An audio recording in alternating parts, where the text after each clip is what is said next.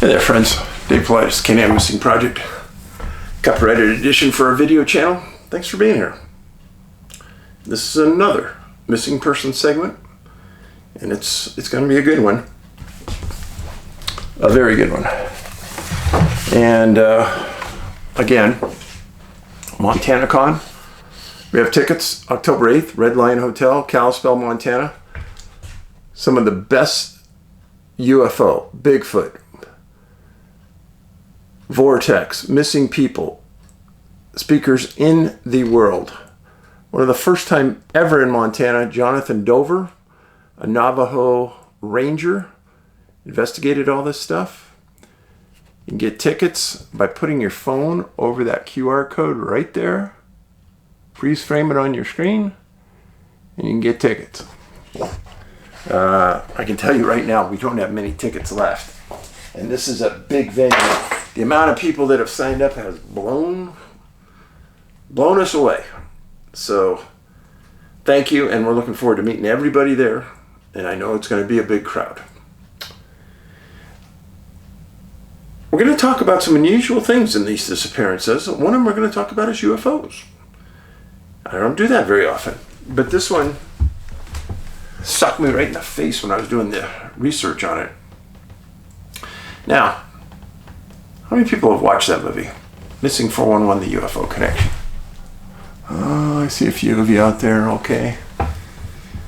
So, when I was on the boat, ship, really, audience is sitting out there in the big auditorium, and I asked them, how many people have watched my movie Missing 411, the UFO Connection? I'd say 90%, 95%. I was stunned. Thank you. Thank you from the bottom of my heart for watching. And after I got done presenting that day, I was out in the lobby. A lot of people approached Angie and I. And they said, you know, Dave, the way you logically presented the movie, I don't understand how anyone could have an issue with what you said or how you said it. If they were offended, almost everybody said if they were offended, I don't understand it if they even watched it. I get that. In the 3 movies I've done, Missing 411, Missing 411, The Hunted, Missing 411, The UFO Connection, I've tried to walk you down a path to acclimate you to the topic. If I would have come out right away with the UFO Connection, I couldn't have because I didn't know what I knew, but if I would have, I don't think it would have made sense, and it wouldn't have easily been understood or accepted by many. And we're still on that path, by the way. I do think that years ago, when I spent a few years researching Bigfoot, that there was a reason for that. Looking back on my life, there was a reason I got onto that. And then becoming a MUFON investigator and being a police officer, it kind of rounded out for me the entire arena for doing research. And like I said, it was a blessing. My kids didn't think so. They didn't want me to even talk about it while they were in grammar school or junior high. They thought it was kind of embarrassing. And then when Ben got older and he had some free time after being at the university, he started to read, and he said, Dad, you're really onto something. And he was smart enough to get it. So I was blessed. Now, this first case, another new research case that you've never heard of, never in a book.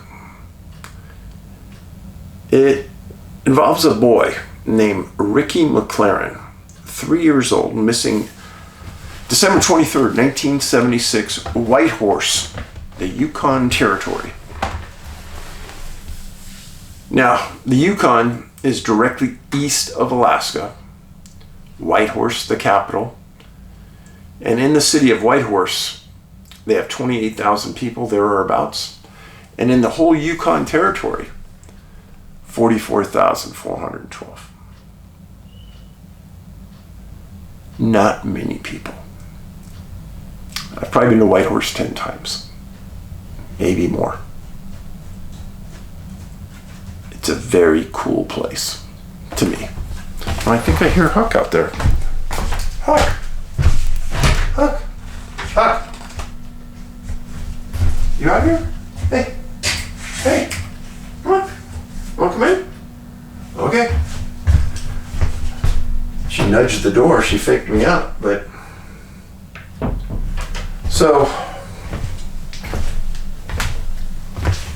Yukon has a big airport. It's the main jet center for all of the Yukon. And you take a flight from Vancouver to the Yukon in a big jet. You land there. And then I would spend the night. And then the next day, a float plane would come out and pick me up and take myself and the family up to a lodge owned by a friend of mine. We'd spend always a week. Probably one of the most beautiful places on earth. North of Whitehorse, about 2 hours by float plane. The only way in and out of this area is by plane or hike. And many glorious times there with my family. Many glorious times.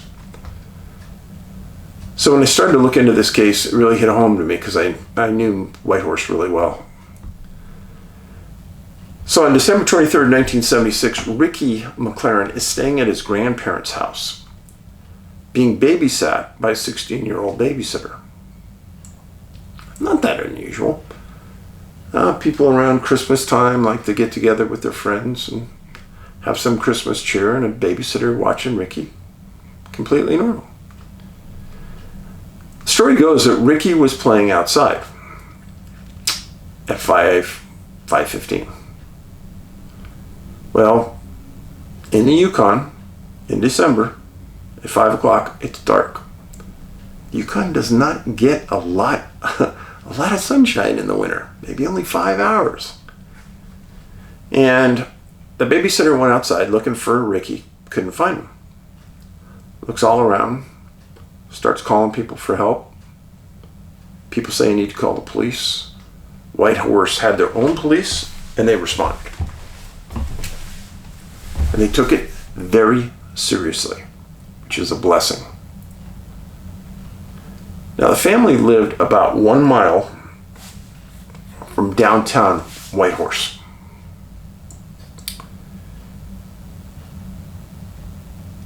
And when the police got there, they noticed that the house wasn't that far from the Yukon River, a big river that flows right through Whitehorse. So they thought, well, just like every cop, oh, the kid fell in the river and drowned. They hadn't even gone to the river, but that's what they originally thought.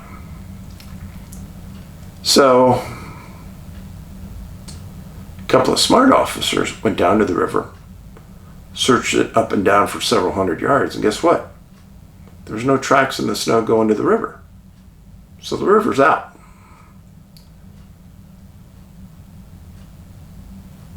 The area around this house would be described as lightly wooded with some bogs, ponds, and sloughs. Okay. Now, some map for you. This is Whitehorse. Not a big city. But on the east side of Whitehorse is the Yukon River. Again, not a big city. We're going to bring this map into play again in a bit. There's only one picture of Ricky I could find, and that is Ricky. So you got Whitehorse police on the scene. They're searching around. As time goes on, they're getting more and more reinforcements. RCMP start responding. Fire department starts responding. Not for any fire at the time, but to help. And guess what happened? This is one bizarre incident I cannot even tell you about, that I've never heard of before. But about 9 p.m. on that same night that Ricky disappears, the house that Ricky disappeared from bursts into flames.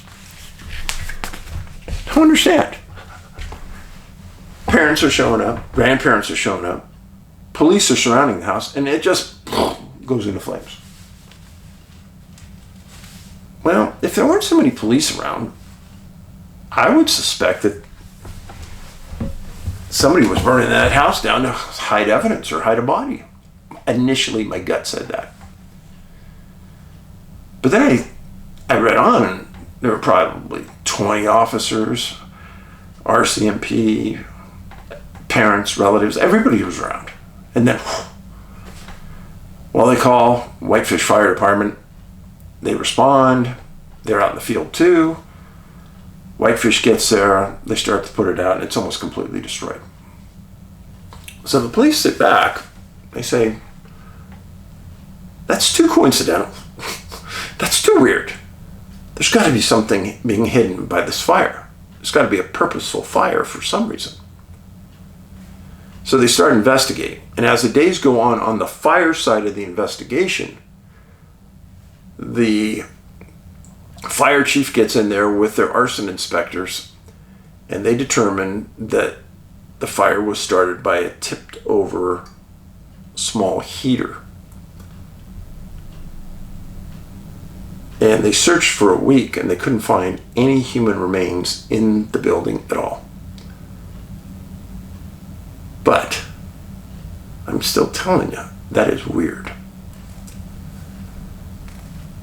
Now, just after the fire starts, the entire city of Whitefish is in a complete uproar over this little boy that's missing. So everyone's hearing about it. Now they're hearing about the fire. And somebody says that they see a 3-year-old boy wandering around downtown Whitefish. Yeah, downtown Whitefish. Back in 1976, it must have been a lot smaller than I was there when I was there been there many times the last 20 years. But it's only really a couple streets. Somebody says a 3-year-old boy's wandering around.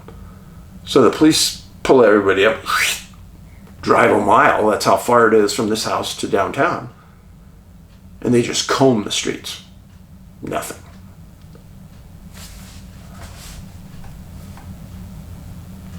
They look for evidence. There's nothing. So in the meantime, search and rescue people are doing their homework in the meantime. And they start to call in reinforcements for Christmas Eve, December 24th. And this was really the first major organized search for Ricky. And they got 300 citizens from Whitefish and the entire Whitehorse Police Department. And by this time, they had already called the day before for a RCMP dog. And a dog responded. Multiple dogs responded. So they set up grid searches starting at the grandparents' home, which is now a shack of burnt rubble. And they start to grid it out. And they let the dog go first. And the dog picks up nothing leaving the house. Okay, that's trouble right there. And why is that trouble? Because little kids give off a lot of odor. And since Ricky didn't live at that house, he lived with his parents, the parents responded with some things of his that had a lot of his odor on it. Dogs had a good idea what the scent looked like, but they weren't picking up anything.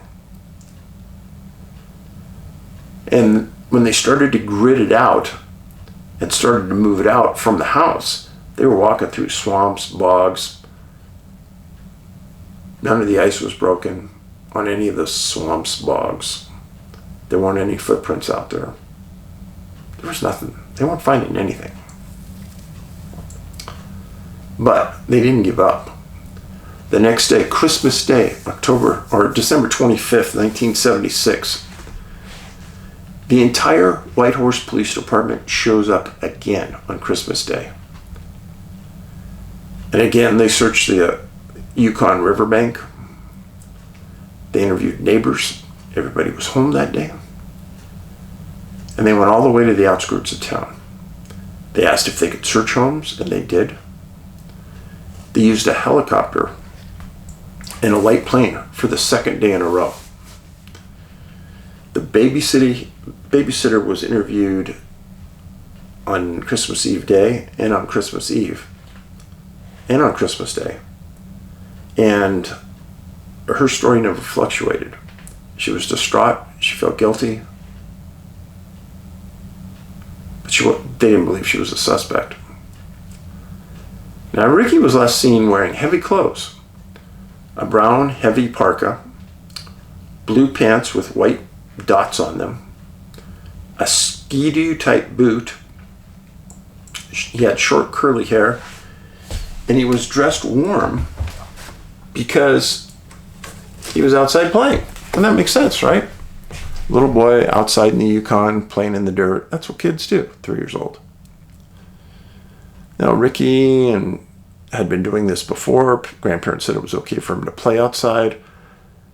Nothing unusual. December 26th,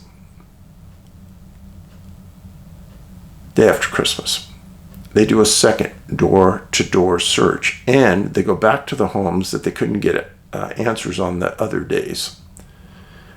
And this is the first day that the businesses in the downtown area were open. So they went business to business downtown, searched businesses, talked to merchants, tried to understand if anybody had seen somebody like Ricky.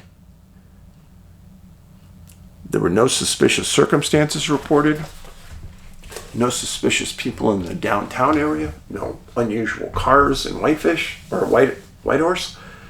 And people would know there. It's not that busy of a city.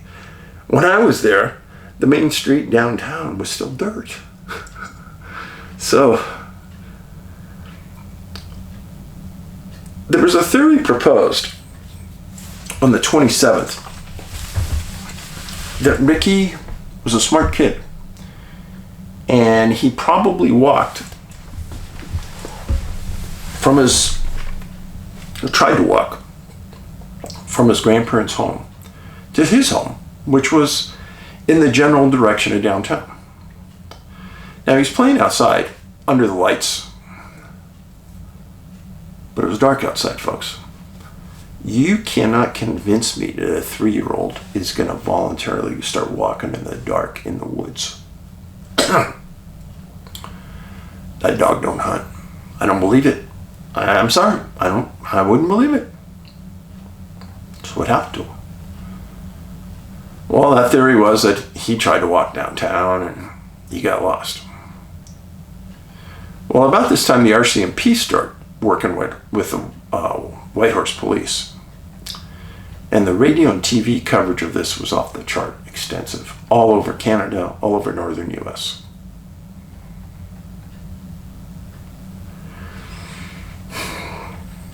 The police made a statement that I'm sure killed the parents, that they didn't believe Ricky could live past that first night outside. And they said it was minus 20 Celsius out there. If he was dressed really warm, I doubt it as well. Just because a boy wouldn't know how to curl up, how to look for heat, maybe find a little cubby to get into. They just lay down, maybe. I wouldn't have much hope. December 27th, all searches for Ricky were terminated. The police said they had no more places to look. And the parents were just completely distraught. So were the grandparents. The investigation into the incident continued progressively for the next week. Nothing was new. Now, to search for Ricky for 2.5, 3 days, it's an incredibly short period of time. I'm sorry, I don't even care if you're searching Whitehorse. That's still an incredibly short period of time. Searchers make mistakes. Sometimes you have to go over an area 5, 6 times before you find somebody, as we all know. They describe that area again as ponds, sloughs, with the Yukon River fairly close to the house. Weather being minus 20, that's very, very cold. Canines couldn't find a scent trail. Trackers couldn't find a track. No witnesses as to seeing Ricky between his home and downtown. One witness claimed to see a young boy walking around downtown by themselves. In the Yukon during December, they have very short days that far north. Would a little boy walk that distance in the dark? I don't believe it. And then what about the fire at the grandparents' home? Is that just a mere coincidence, folks? Is it? I'm sorry, I find it odd. Now I'm going to tell you something. Whoever the adult was that saw a 3-year-old boy walking around Whitehorse and did nothing, we are all going to have moments in our lives where we are going to be tested. And how we respond to that test is important. Whoever that person was that saw that little boy walking around downtown and did nothing, they failed the test. And I go back to the Jared Attadero story. Jared was on a trail in northern Colorado without his dad's approval. Some people just took him up there. They were supposed to go to a fish hatchery, and they didn't. They decided to go up a trail another 10 miles away. And they let Jared run down the trail ahead of him out of sight. Jared walks up, nobody around, to 2 fishermen. And he asks the fisherman, "Hey, there any bears around here?" Fisherman, interested in just fishing, said, no kid, just leave us alone. There's no bears around here." And they don't even see Jared walk away. They didn't give 2 craps about him. But those were the last 2 people on this earth to see Jared alive. I won't take up a lot of your time. About 5 miles from that location, Angie and I were hiking one day, just on the outskirts of Rocky Mountain National Park. I don't see anybody around. And I'm leading, Angie's behind. We're walking alongside this lake. And Angie grabs me by the back and taps me on the back. And I'm thinking, oh, she never does that. And I turn, and right behind Angie is this little tiny boy. I go, what the heck? I go, hi. The little boy goes, hi. I go, how are you? He goes, oh, I'm good. I go, where's your parents? Oh, they're back there at the campsite. Angie and I both look at each other like, this is unbelievable. The kid couldn't have been 4 or 5 years old. I said, can you take me to him? I'd like to meet him. He goes, oh yeah. So we walk back several hundred yards. Now, I'm telling you this, that as we were walking in this mud, we saw elk, moose, and we think we saw mountain lion tracks in the mud where we were standing. Walk back to the campsite. I said, hi, I found your boy walking around the lake, right next to lake water. Oh yeah, he was just out there exploring. I felt like grabbing the father and just, you fool. But I was very polite, very polite. I said, hey, I just want to let you know that out here there's a lot of mountain lion, elk, moose, that could really injure your boy seriously, if not take his life. I said this away from the boy.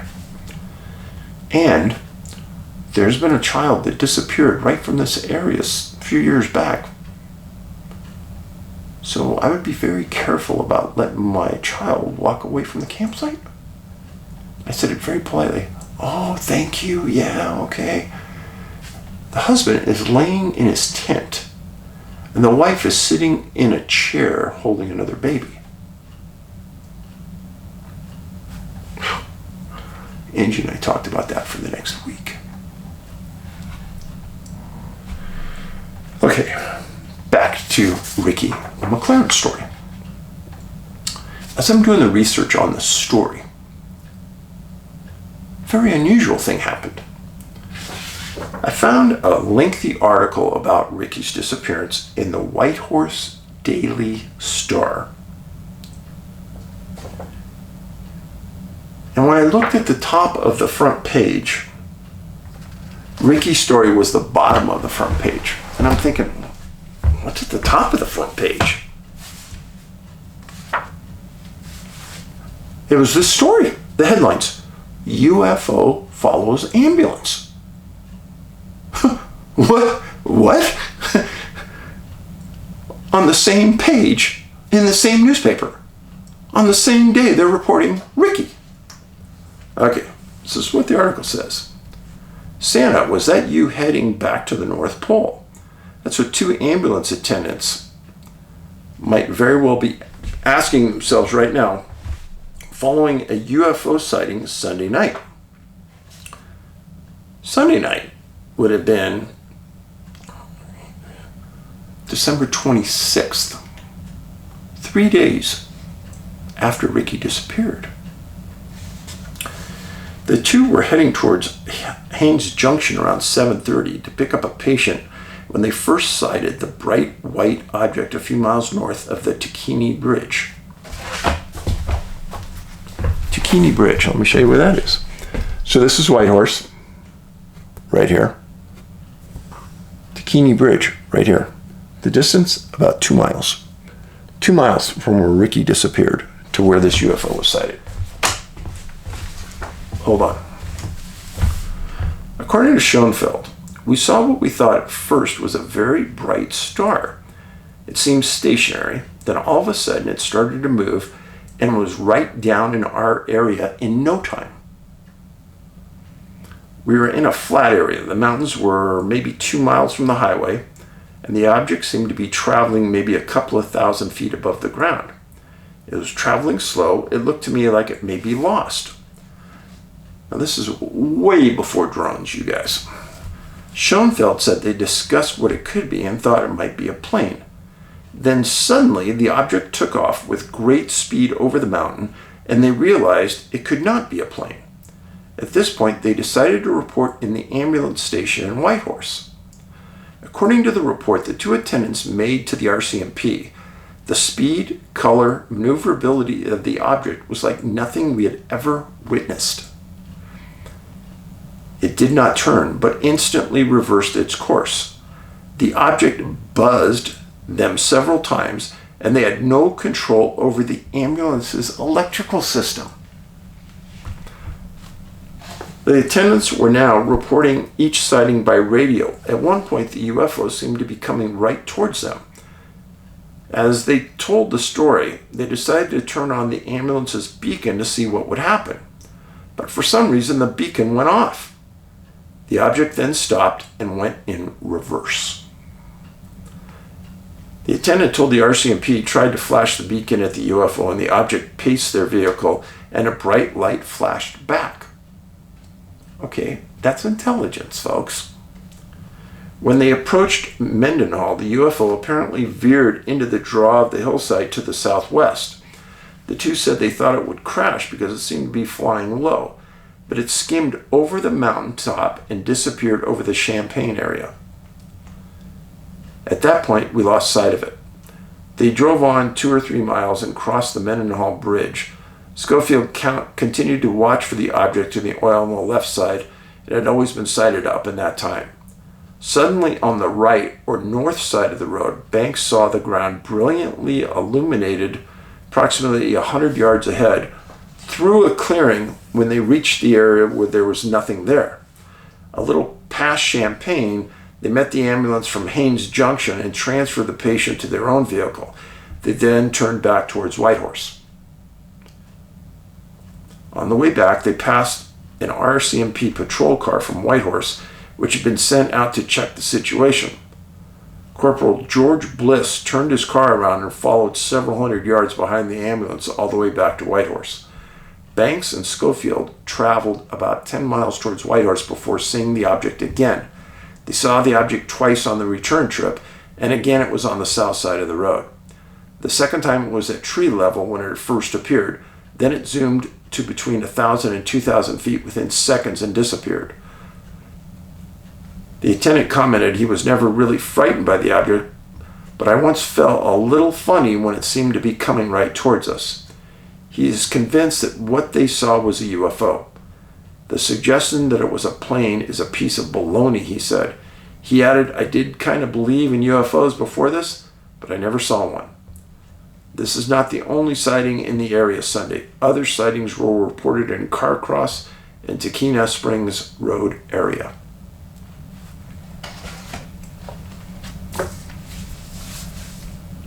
It's just a coincidence. Just why did you even bring it up, Dave?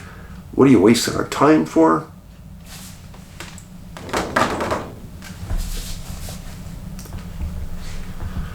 Little boys don't disappear. Don't walk away and not leave tracks. I don't know what happened to Ricky, but he didn't evaporate into thin air, did he?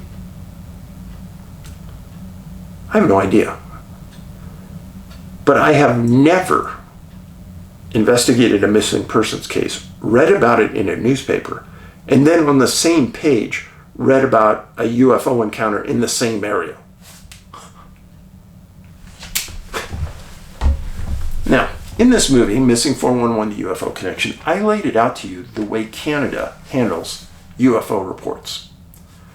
I guarantee that RCMP officer, when he got back to the station, he wrote a massive report per policy, and then that night, by policy, it had to be sent to headquarters in Ottawa. They don't care about any other reports but UFOs and alien reports. Watch the movie, and an RCMP officer explains it in detail. I talked to a lot of MUFON members. Nobody in MUFON even knew that. So yeah, they handle it and they take it very seriously. So that's my story. Ricky McLaren, 3 years old, missing December 23rd, 1976. Very, very odd set of circumstances. Some of the oddest I've worked on and read to you. Thanks for being here. I greatly appreciate you watching. Please share this amongst your friends and on your social media. I'd be very grateful. If you like the video, give it a thumbs up. And be nice to people. I don't even need to say it to you guys, but the newcomers that are on board, I always profess, be nice to people. If you're out in the public, do a good deed for somebody. And be safe. Paulides out.